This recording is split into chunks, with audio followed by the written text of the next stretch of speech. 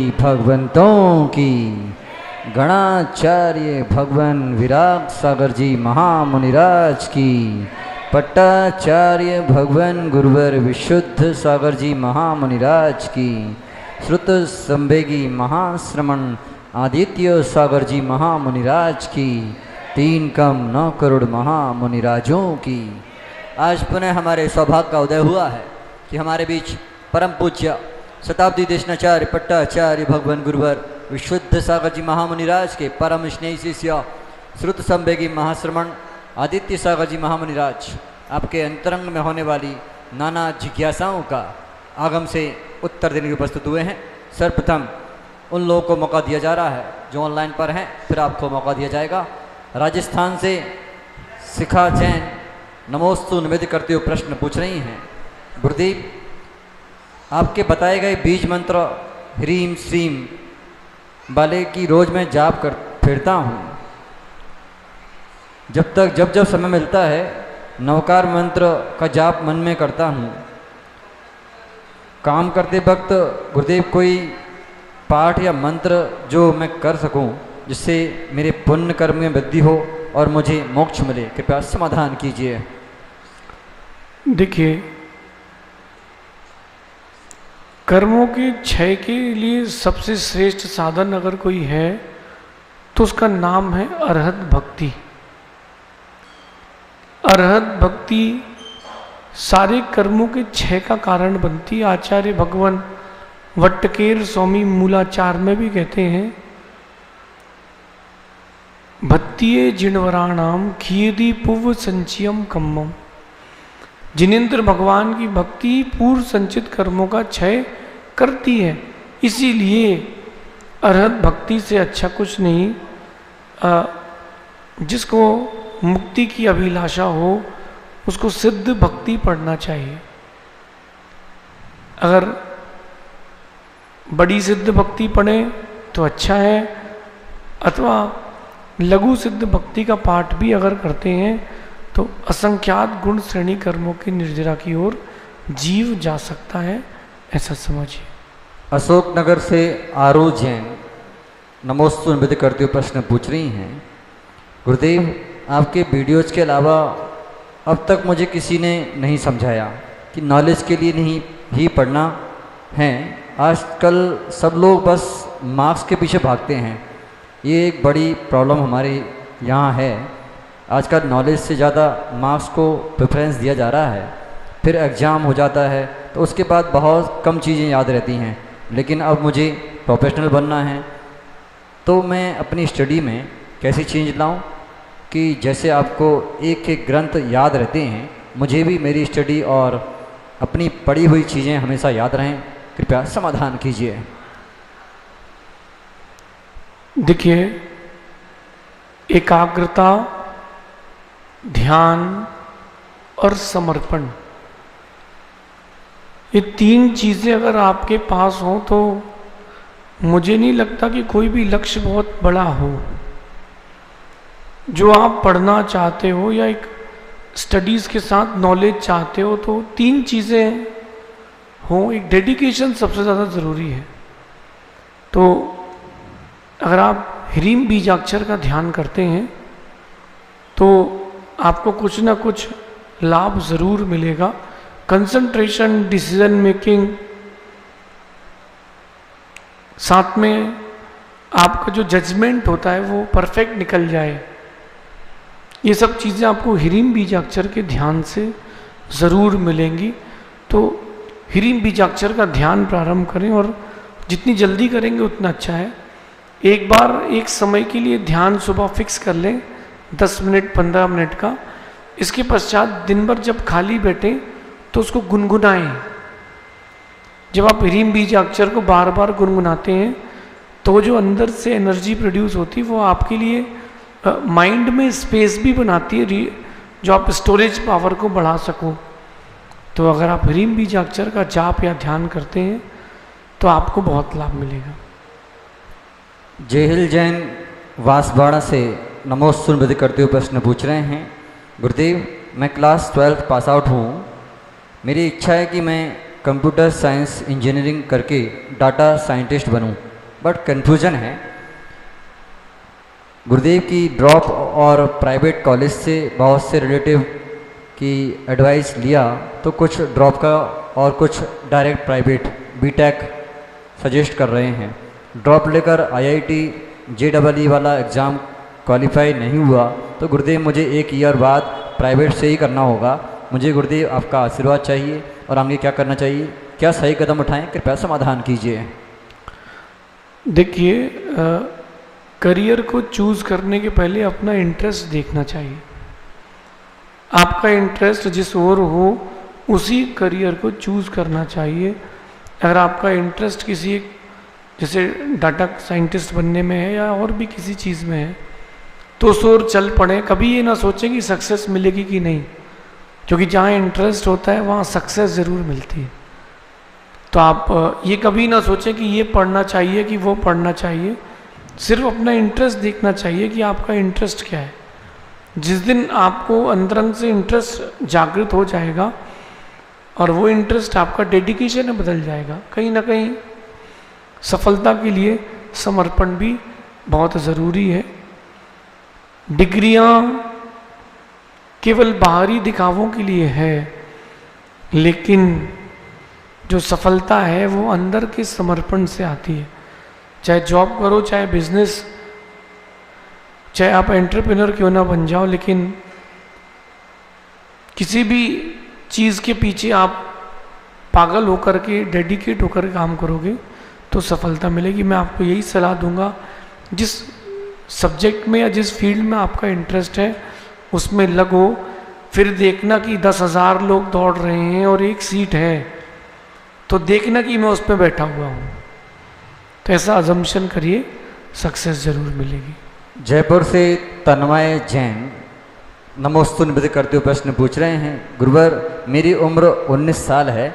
इस उम्र के दौर में लगभग लोग नशीले पदार्थों का सेवन करते हैं। मैंने आज तक इनका सेवन नहीं किया है और ना भी करूँगा। मैं इसका आजीवन त्याग कैसे लूँ जिससे मुझे इसके परिणाम स्वरूप फल भी मिले? मुझे क्या करना चाहिए, कृपया समाधान कीजिए। देखिए, कुछ भटके हैं और कुछ भटका रहे हैं, लेकिन जो धर्म से जुड़े हैं वो ना भटके हैं ना वो भटकाते हैं, वो वास्तविकता में सत्य मार्ग में स्थित रहते हैं। अगर इस बात को कोई युवा कह रहा है कि मैं भटकना नहीं चाहता हूँ, इसका मतलब यही है कि वो सही मार्ग में है। और मैं तो एक बात बोलूँगा कि युवा अवस्था में जो प्रतिज्ञा ले ली जाती है वही प्रतिज्ञा आगे समय में काम आती है। तो जब तक गुरु नहीं हो आपके सामने तब तक आप जिनालय में भगवान के सामने नियम प्रतिज्ञा ले लें कि मैं कोई व्यसन नहीं करूँगा, कोई नशा नहीं करूँगा, ऐसा कहीं व्यापार नहीं करूँगा जिससे मुझे ये द्यूत क्रीड़ा यानी जुआ आदि का दोष लगे। फिर जब कोई गुरु मिल जाए तो उनसे जाकर के नियम ले लें। जो लोग भटकते नहीं हैं मार्ग में, एक दिन वो लोग जरूर सफल होते हैं, ऐसा समझिए। दिल्ली से शिल्पी जैन नमोस्तु निवेदित करते हुए प्रश्न पूछ रही हैं, गुरुदेव पिछले 12-13 साल से मैं और मेरा परिवार बहुत बड़े संकट में फंसे हुए हैं। कारोबार पूरा ठप्प पड़ा है, करोड़ों का कर्ज है, बच्चे पढ़ नहीं पाते, बिल्कुल भी घर में क्लेश मची हुई है और किसी ने बहुत बड़ी तंत्र विद्या कराई है कि पूरा परिवार अलग होके मर जाए। किसी पुण्य की वजह से हम जीवित हैं। हम बहुत ज़्यादा धर्म करते हैं, जगह जगह हो आए, थोड़ा सा भी लाभ नहीं मिला। हम बहुत से मुनियों के पास गए, उन्होंने जो बताया करा के ठीक किया, लेकिन क्लेश और बढ़ा रहा है। कृपया समाधान कीजिए, कैसे शांति मिलेगी? देखिए, धन में शांति नहीं है, लेकिन धन के बिना भी शांति नहीं है। हमारी बात करेंगे तो मैं यही कहूँगा कि धन में शांति नहीं है, लेकिन अगर आप अपनी ओर आते हैं तो मैं कहूँगा कि कुछ तो होना चाहिए। सब कुछ ना हो लेकिन कुछ तो होना चाहिए। संकल्प विकल्प करने से चीज़ें बिगड़ जाती हैं और धैर्य रखने से चीज़ें सुधर जाती हैं। मैं एक ही सलाह दूंगा कि अपनी धार्मिक क्रियाओं को बंद ना करें। जो कुछ लोग कहते हैं कि किसी ने तंत्र विद्या कर दी, किसी ने मंत्र विद्या कर दी, वो तंत्र विद्या मंत्र विद्या भी तभी आपके ऊपर हावी होती है जब आपके पाप का उदय हो। रावण जैसा तांत्रिक और मांत्रिक, उसने तो बहुत तंत्र किए लेकिन राम का कुछ नहीं बिगाड़ पाया। कहीं ना कहीं पुण्य कमजोर होता है तब चीज़ें ऐसी होती हैं। मैं आपको यही सलाह दूंगा, जो धार्मिक क्रियाएं आप कर रहे हैं करते रहें। अलग से अगर आप भक्तामर विधान चालू करें तो बहुत अच्छी बात है, क्योंकि सभी समस्याओं के लिए अरहत भक्ति करना चाहिए। और बहुत सारे लोग ये प्रॉब्लम मेरे पास लेकर के आए थे। भगवान की अभिषेक पूजन भक्तामर विधान आपके लिए जीवन के लिए एक नई राह खोलेगा, ऐसा समझिए। ग्वालियर से निवृत्ति जैन नमोस्तु निवेदन करते हुए प्रश्न पूछ रही हैं, क्या कोई ऐसा व्यक्ति जो जैन धर्म का अनुयायी नहीं है श्री जी का अभिषेक कर सकता है? यह व्यक्ति मंदिर की पूरी व्यवस्था देखभाल करता है, साथ ही नियमित रूप से पूजा के लिए आवश्यक द्रव्य तैयार करता है। ऐसी स्थिति में यह जानना आवश्यक है कि क्या उसे अभिषेक करने की अनुमति दी जा सकती है या इसके लिए किसी विशेष धार्मिक नियमों एवं परंपराओं का पालन अनिवार्य होता है? कृपया समाधान कीजिए। देखिए, बाकी सारी क्रियाओं में तो अपन दूर से चर्चा कर सकते हैं, लेकिन जब धार्मिक क्रियाओं की बात आती है तो जैन दर्शन में बिना मर्यादा के कोई क्रिया नहीं होती। तो वो व्यक्ति कौन सी कास्ट के हैं, उनकी भावना क्या है, ये तो मिलकर के ही जान सकते हैं। जो भी पास में मुनिराज हो उनसे संपर्क करें, क्योंकि ये गंभीर विषय है। आने वाले समय में पीढ़ी दर पीढ़ी कहीं किसी गलत व्यक्ति का प्रवेश ना हो जाए जिन शासन में, इसको भी ध्यान रखना पड़ेगा। तो ये विषय जो है ये गंभीर है और ये इस पर बैठ कर के ही बात की जाएगी। इन बड़ी गंभीर विषयों का समाधान ऐसे नहीं दे सकते, ऐसा समझिए। सिवनी से पारस जैन नमोस्तु निवेदन करते हुए प्रश्न पूछ रहे हैं, चरित्र और चारित्र में क्या अंतर होता है? कृपया समाधान कीजिए। देखिए, दो शब्द आते हैं, एक चरित्र और एक चारित्र। तो जिसको आप कैरेक्टर कहते हो वो चारित्र कहलाता है, लेकिन किसी व्यक्ति विशेष का चारित्र जिसमें वर्णित किया जाए उसको चरित्र कहते हैं। तो जैसे अपन कथाएं पढ़ते हैं वो सब चरित्र के अंदर आती है। किसी एक व्यक्ति विशेष के बारे में जब सारा डिस्क्रिप्शन या सारी व्याख्या उसके जीवन के बारे में लिखी जाती तो उसको चरित्र कहते हैं, और उस चरित्र में उसका चारित्र लिखा जाता है। कई कई जगह चारित्र की जगह चरित्र शब्द का भी प्रयोग किया जाता है, वो उपमा उपमेय के अनुसार किया जाता है। बाकी व्याख्यान ऐसा समझिए। जिज्ञासु का नाम अंकित नहीं किया गया। प्रश्न है, जैन धर्म के अनुसार आत्मा क्या है गुरुजी? और जब आत्मा नरक में जाती है तो उसे वहाँ यातना होती हैं, तो आत्मा को दर्द कैसे होता है और उसे यातना कौन देते हैं? वहाँ भी कोई देव होते हैं क्या? अगर होते हैं तो उनका जन्म कैसे होता है? कृपया समाधान कीजिए। देखिए, गहरे स्वाध्याय से आप हर तत्व का समाधान प्राप्त कर सकते हैं। आत्मा त्रैकालिक है, तीनों कालों में आत्मा की सत्ता यथावत है। बस जैसे कर्म का उदय या संयोग मिलता है, जीव की परिणति वैसी होती जाती है। कहीं ना कहीं प्रथमान योग ग्रंथ में आपके समाधान प्रश्न का समाधान बहुत गहराई से मिलेगा। आत्मा जहाँ जाती है कुछ ना कुछ लेके जाती है, और वो जो कुछ ना कुछ है उसका नाम है कर्म। तो जैसे वो कर्म बांध करके आत्मा जाती है वैसा आगे उसके उदय आता है। नरक में अगर कोई जीव चला जाता है तो वहाँ उसके दूसरे नारकी उसको तकलीफ देते हैं। जो देव लोग होते हैं वो भी स्वर्ग से आकर के पीड़ा देते हैं। देव लोग होते कीड़ा बस, जैसे अपन नहीं देखते अड़ोसी पड़ोसी रहते हैं एक दूसरे को परेशान करने के लिए, नारायण नारायण नारदगिरी करते हैं। तो वैसे देव लोग भी आकर के नीचे लड़ाते हैं कि इसने तुम्हारे लिए वैसा किया था, तुम इसके लिए वैसा करो। अब उस समय उस जीव का मन मोहित क्यों होता है? क्योंकि उसके साथ अशुभ कर्म का उदय है।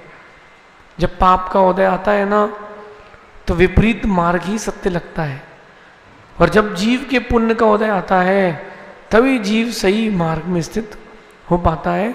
आत्मा की सत्ता के लिए आप जरूर वर्तमान योग का ग्रंथ आगे पढ़ें, ताकि आप कहीं ना कहीं और अपने आप को स्वाध्याय में दृढ़ कर पाए। शेष जिज्ञासाओं का समाधान आगे आने वाले समाधानों में होगा। अब हमारे समक्ष जो जिज्ञासुजन है वो आएंगे, क्रम से अपनी जिज्ञासा रखेंगे। जिनका नाम बोला जाए पहले से स्थान पर पहुंच जाए, आपका स्थान नोट कर दिया गया है। सर्वप्रथम जिज्ञासा के लिए आ रहे हैं जबलपुर से विशेष जैन, इसके बाद तैयार रहेंगी इंदौर से भावना जैन।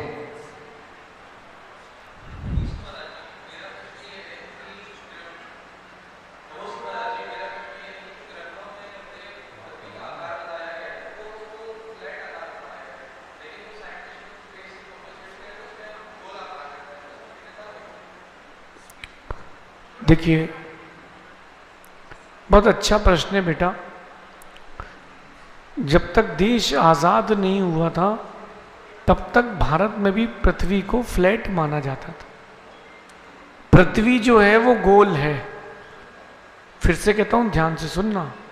पृथ्वी जो है वो गोल है, लेकिन बॉल जैसी नहीं है, थाली जैसी है। अब ये जो ऊपर स्पेस से फोटोज भेजते हैं वो तो सही है नहीं है, क्योंकि जो भी मैन मेड चीज़ें हैं उनका एक अपना एक समय, एक समय तक ही वो सही चीज़ें दे पाएंगी।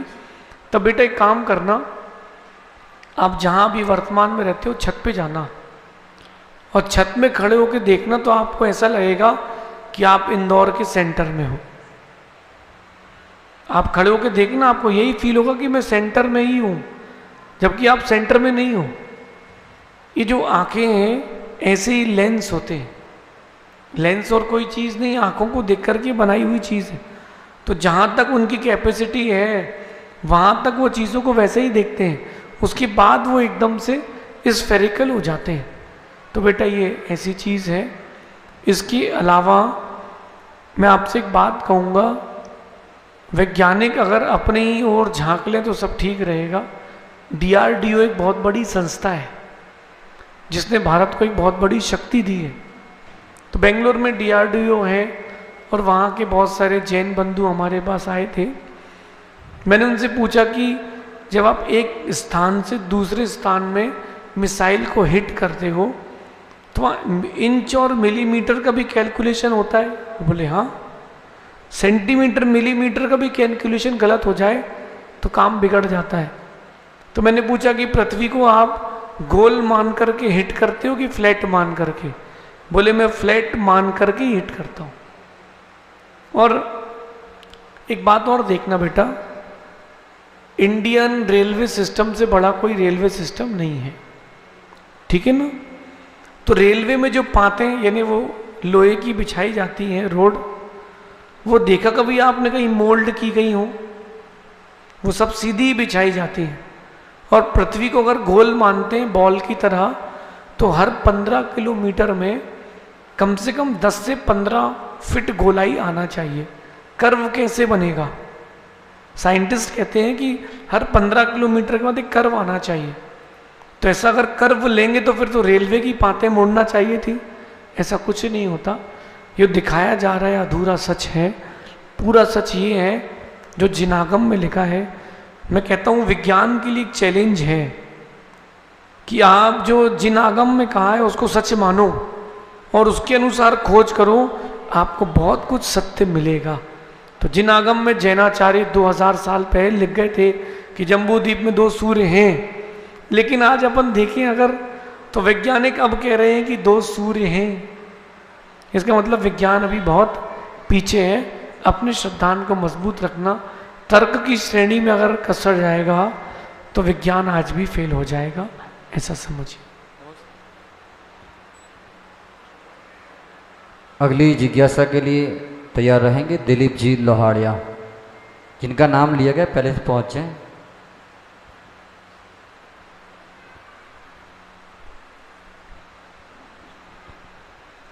नमोस्तु महाराज जी।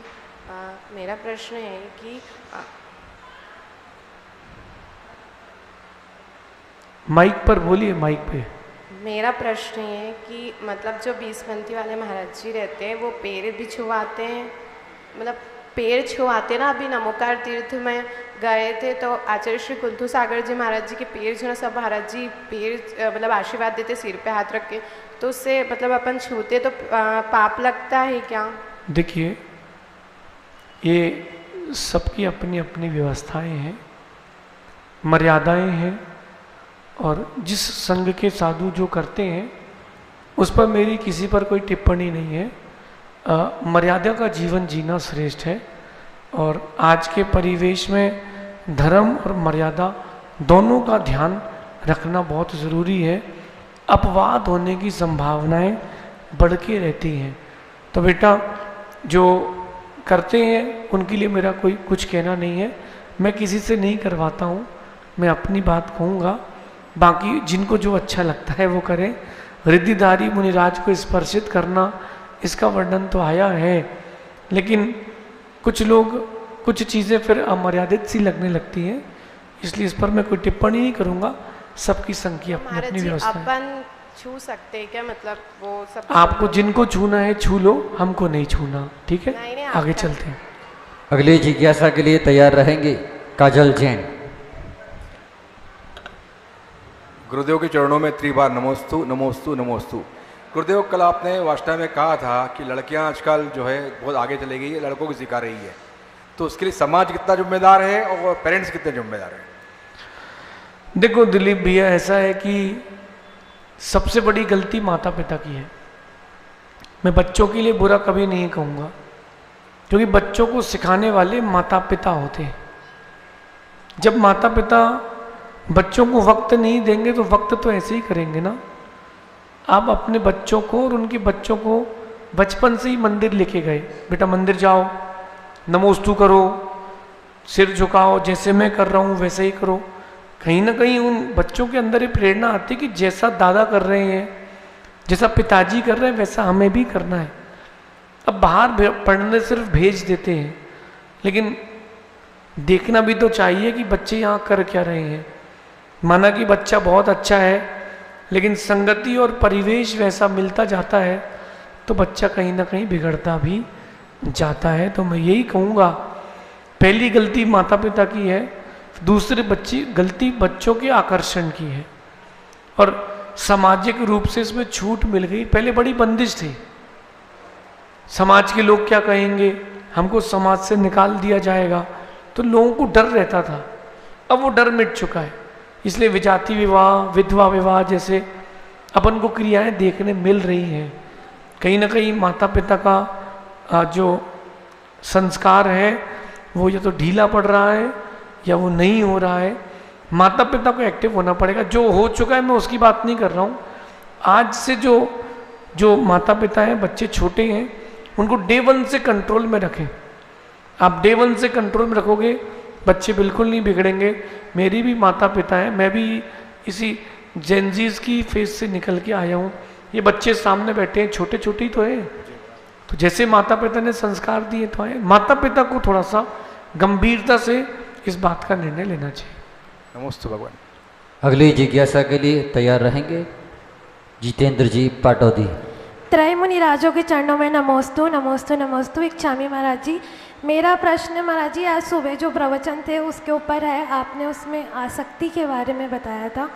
मेरा प्रश्न यह है कि आसक्ति और समर्पण में क्या फ़र्क है? बेटा, जब समर्पण किया जाता है तो उस शब्द को देखना। आसक्ति से तात्पर्य जो है वो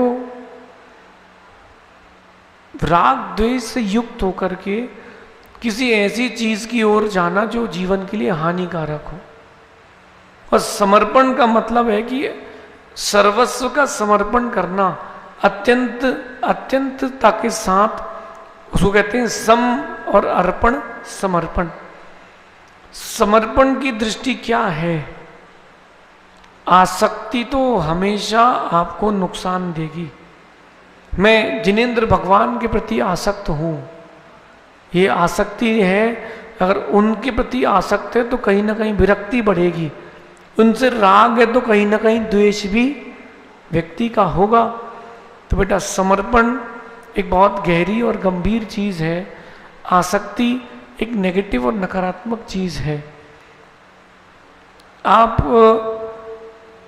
अच्छे काम में किए गए जो अच्छा क्रिया आप कर रहे हो उसको अगर आप आसक्ति कहते हो तो वो आसक्ति नहीं है, और बुरे काम को आप समर्पण कहोगे तो वो समर्पण नहीं है। तो जब क्रियाएं विपरीत जा रही हो और उनके प्रति आपका रुझान अधिक हो रहा हो तो वो आसक्ति की श्रेणी में आते हैं।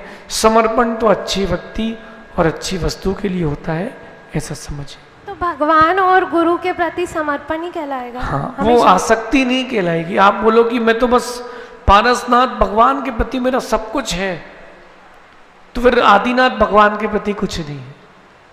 और इस आसक्ति को लोग नेगेटिव मीनिंग में भी ले सकते हैं। तो भगवान के प्रति जो आपका है भक्ति का भाव, वो समर्पण कहलाता है, आसक्ति नहीं कहलाता, ऐसा समझिए। अगली जिज्ञासा के लिए तैयार रहेंगे आकाश जैन, स्काई किंग। त्रय गुरुदेव के चरणों में बारंबार नमोस्तु। गुरुदेव, हर जीव, जो जीव आया है उसका जाना तो तय है, लेकिन अपन रागवश न तो उनको भूल पाते हैं और मन भी विचलित रहता है, बुरा भी लगता है। अपन जीवन में ऐसा क्या करें कि जिससे मन में अनुकूलता रहे और उनके आदर्शों को भी अपन निभा सकें? देखो ऐसा है जीतू भैया, सत्यता को जो जीव पहचान जाता है वही जीव सुख शांति का जीवन जी पाता है। आयु का क्षय होना नियत है। अब कौन कितने में जाएगा पता नहीं, कोई 40 में, कोई 50 में, कोई 60 में, कोई 80 में, तो जाना तो नियत है। तो क्यों ना पहले से ही इस चिंतन को अपने अंदर लाया जाए कि नहीं नहीं, मैं किसी के गमन पर रोऊंगा नहीं, क्योंकि आप भी जाओगे। आपके पिताजी का देहावसान हुआ है तो आपका भी होगा कि नहीं होगा? उनके पिताजी का भी तो हुआ था, तो काल का चक्र है। बस जीव के अंदर राग रहता है। मैं एक बात कहता हूं कि पिताजी से अगर राग था तो शरीर वो छोड़ के गए थे, तो रो क्यों रहे थे? और उनकी आत्मा के लिए रो रहे थे तो वो मरती नहीं है। तो ये जीव का सिस्टम है। बस कुछ दिनों बाद व्यक्ति के राग का परिवर्तन हो जाता है, तो जीव किसी और राग में चला जाता है। हाँ, अच्छे काम की स्मृतियाँ रखें, लेकिन ज़्यादा अपन संक्लेशता रखेंगे तो अपनी भी दुर्गति संभावित है। उन्होंने तो माला फेरते फेरते अपनी सदगति कर ली, लेकिन हम बचें ताकि हम अपनी गति को और अच्छा कर पाएँ। पिताजी को संबोधन मिला था आपके, लेकिन आप पिताजी से आगे बढ़ के व्रती और महाव्रती बनने का पुरुषार्थ अंतिम समय तक जरूर करें, ऐसा समझिए। आशीर्वाद दीजिए गुरुदेव। नमोस्तु नमोस्तु। हे एक पूज्य गुरुदेव, आपके पावन चरणों में बारंबार नमोस्तु। गुरुदेव, वर्तमान समय में अगर देखा जाए तो जैन समाज को जैसे कि एक छवि के रूप में ऐतिहासिक दृष्टि से देखें तो हम एक शांति प्रिय जैन समाज रहे हैं, परंतु वर्तमान समय में राजनीतिक कारणों से, सामाजिक कारणों से, हमारे अधिकारों पर हो रहे अत्याचारों के कारण हम लोग एक आंदोलनकारी समाज बनकर के रह गए हैं, क्योंकि हमारे पास संख्या बल नहीं है। और वर्तमान समय में अभी एक अच्छी चीज़ हमारे सामने यह है कि भारत सरकार के द्वारा एक जनगणना अभियान प्रारंभ हो रहा है, जिसमें हम सभी को पूर्ण रूप से गिना जा सकेगा, हमारी एक वास्तविक संख्या बाहर आ सकेगी। क्योंकि कहते हैं कि 40-50 लाख हैं, पर वास्तविक रूप में हम करोड़ों में हैं। तो इसके लिए हमें किस ऊर्जा के साथ, किस दिशा में कार्य करना चाहिए, इस हेतु मार्गदर्शन प्रदान करें। नमस्ते। देखिए, बड़ा मार्मिक प्रश्न है और आप सबको जागृत होना पड़ेगा। ये सरकार ने जनगणना चालू की है, आप उसको जैन गणना के रूप में ज़रूर लेना। कि जो इस बार की जनगणना है इसको जैन गणना मान करके काम करना है। पहला फेज 2026 का है, दूसरा फेज 2027 का है। जिसने 26 में रजिस्ट्रेशन नहीं कराया, 27 में उसकी गणना नहीं की जाएगी। ये सब प्रोपोगेंडा रहता है ताकि आप लोग छूट जाएं गणना से। इस बार की जनगणना में आपको अलग से लिखना है कि हम जैन हैं। दूसरी बात, आपका जो गोत्र आदि आप लिखते हो लिखो, लेकिन साथ में आपको प्राकृत भाषा का कॉलम मिलेगा, उसको भी भरना है। ये कभी मत सोचना कि इतने सारे 30-35 प्रश्न पूछे हैं, इतना टाइम नहीं है हमारे पास। जो जैन ऐसा सोचेगा वो जैन धर्म के लिए शत्रु कहलाएगा। आज आप अपना समर्पण नहीं दोगे तो आज मालूम नहीं चलेगा विश्व को कि जैन कितने हैं। सरकार के आंकड़े कहते हैं कि हम 40 लाख हैं, 5 लाख तो सीए हैं और 15 लाख हमारे पास इंजीनियर हैं all over the world. India में रहने वाले बच्चे जो बाहर चले गए जैनों के भी, उन सबको भी मिला लें तो हम आज 15 लाख तो इंजीनियर हैं, 5 लाख सीएस हैं, 20 लाख तो यही हो गए। बाकी 20 लाख का क्या होगा? कर्नाटक में, महाराष्ट्र में आज भी गांव के गांव जैन हैं। नांदनी मठ की मैं बात करता हूं तो वहां 752 गांव उसके अंडर में आते हैं। तो इतनी बड़ी जनसंख्या है, मैं आपको उंगली में गिना सकता हूं 50 लाख जैन। इंदौर, जबलपुर, ललितपुर, भिंड, बॉम्बे, दिल्ली, कलकत्ता, ये मैं 15-20 नाम और गिनाऊंगा, इतने में 50 लाख हो जाएंगे। तो मैं आप लोगों से कहता हूं जो मुझे सुन रहे हैं और सोशल मीडिया प्लेटफॉर्म पे हमारे जितने भक्त, जितने बच्चे जिन शासन के भक्त हैं, सोशल मीडिया प्लेटफॉर्म में जितने बच्चे जिन शासन के प्रति समर्पित हैं, उन सबसे मैं कहता हूं कि अभी से कैंपेन चालू करो। इस बार हमें अपनी जैन जनगणना में बताना है कि हम जैन ही हैं। आपको गोत्र लिखना, लिखो। जैसे कोई लोहाड़िया है तो लिखो आप लोहाड़िया जैन। जैन शब्द आना ही चाहिए। यहाँ भेद नहीं करना कि मैं श्वेतांबर हूँ कि दिगंबर हूँ। अवेयरनेस लाइए। अगर आप लोग आज अवेयर नहीं हुए, आने वाले समय में फिर सरकार आपकी बात नहीं मानेगी, आपसे नोट लेगी, आपसे वोट लेगी और काम वही करेगी जो कर रही है। तो ये आप सबके लिए जागृति के लिए मैं कह रहा हूँ, अपने इस बार की जो जैन जनगणना है उसमें जागृत हो। और मैं एक जैन समाज के लिए आह्वान और देता हूँ कि आप जैन डिक्शनरी बनाने का प्रयास करें, क्योंकि आपको जनगणना करने का अधिकार नहीं है। तो आप जैन डिक्शनरी बनाने का प्रयास करें। इंदौर में कितने जैन हैं, इन सबकी डिक्शनरी बनाएं और इन सबके डाटा को आप रिवील करें। लेकिन जो फ़ोन नंबर है, आगे के 2 नंबर, पीछे के 2 नंबर रिवील कर दें ताकि कोई मिसयूज़ ना करे। लेकिन ऑल ओवर द इंडिया अगर कोई संस्था सामने आती है जो जैन डिक्शनरी बनाने का प्रयास करती है, इससे 2 मोटिव सॉल्व होंगे। हम अपने भाइयों को जान सकते हैं कौन कहाँ कितने हैं। दूसरी चीज़, हम बोल सकते हैं हमारे पास डाटा है, हम आज भी 40 लाख नहीं 4 करोड़ से ज़्यादा है। गुरुजी, इसमें सेकेंड फेज में ना धर्म का कॉलम आएगा। अभी तक क्या करते हैं कि बहुत सारे लोग जिनको ज्ञान नहीं होता, मतलब उस विषय में नहीं है नॉलेज, तो वो लोग क्या करते हैं कि उसमें लोहाड़िया है, काला है, कुछ भी जो लिखते हैं, उसके बाद जो सामने वाले व्यक्ति के पास अधिकार होता था, मतलब जो जनगणना करने आता था, तो वो अपने हिसाब से धर्म लिख देता था, क्योंकि उसको ये लगता था अच्छा ये इस प्रकार की जातियां तो हिंदुओं में आती हैं, या फिर इस प्रकार की जातियां तो अन्य धर्मों में आती हैं। बट अभी हमारे पास अवसर है, जैसे चौधरी मुसलमानों में भी हैं, हिंदू में भी हैं, जैन में भी हैं, तो अभी हमारे पास अवसर रहेगा कि हम उसको कन्फर्म कर सकते हैं कि इसमें जो धर्म के कॉलम में जैन है वो हमारा जैन ही भरना है, उसको हिंदू नहीं करना है। देखिए, फर्स्ट फेज में तो जाति की गणना नहीं होगी। सेकेंड फेज में आपको 32 क्वेश्चंस के आंसर्स वहाँ देने होंगे और उन 32 क्वेश्चंस में आपको एक अलग से कॉलम मिलेगा जैन।